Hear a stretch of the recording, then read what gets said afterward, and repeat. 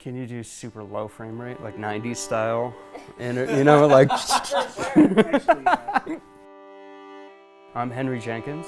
I'm second associate concertmaster of the Omaha Symphony, and I've been playing here since 2022.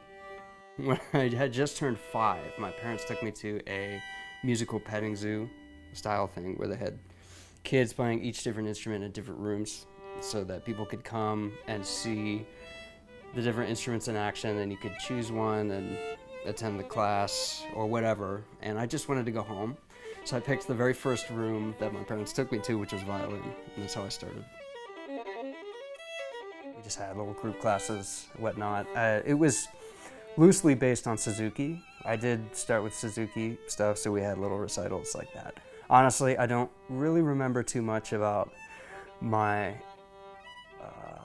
performance quality at that time. I do remember being really nervous because I was the last kid in the row that was going to be playing, and I felt really scared because I was alone.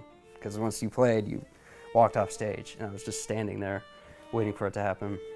So that was the beginning of the end for my performance anxiety.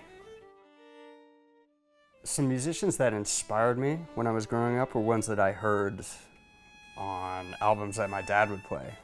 I grew up listening to a lot of music that they would always have on in the house. I think, particularly for violin, it was Stefan Grappelli in Django Reinhardt's band.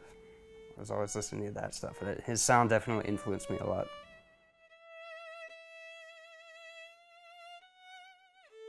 The moment I knew I wanted to pursue music professionally is when I realized I didn't want to do anything else professionally, basically. I was finishing up high school, and like everybody else, I was trying to figure out what you want to do for the rest of your life. And I figured, well, music is pretty much all I'm good at this point, so I'll start auditioning for schools.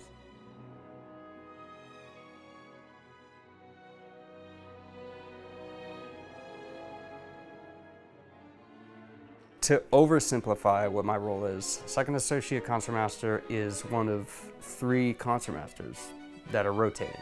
So depending on what program we're going to be doing that week or weekend or whatever day it is, we get an assignment, and then if other 2 concertmasters aren't there, I will be concertmaster.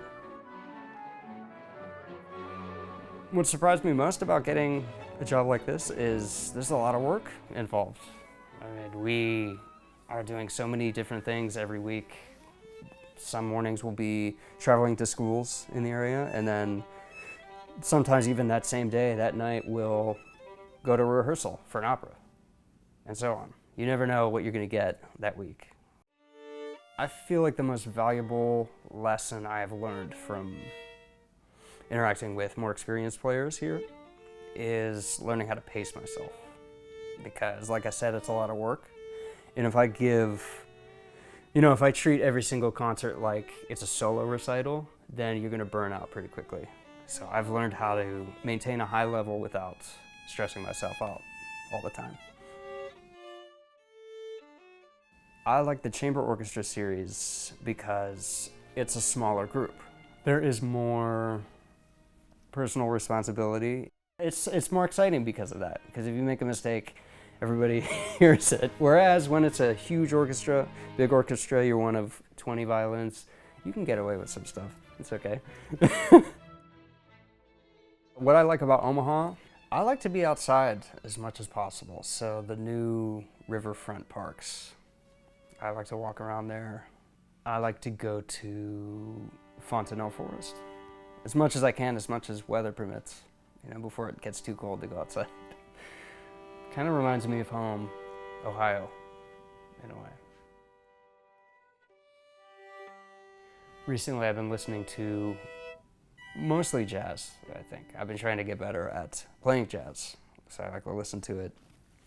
An album I've been obsessed with recently is the Sunny Side of the Street. Dizzy Gillespie, Sonny Stitt, and Sonny Rollins. It's just something people might be surprised to learn about me is that I don't really listen to classical music that much outside of work. I listen to all kinds of music, and classical music is just one of them. If I weren't a musician, Well, I think the real answer is that I would get into linguistics, because I like learning about languages and how they work.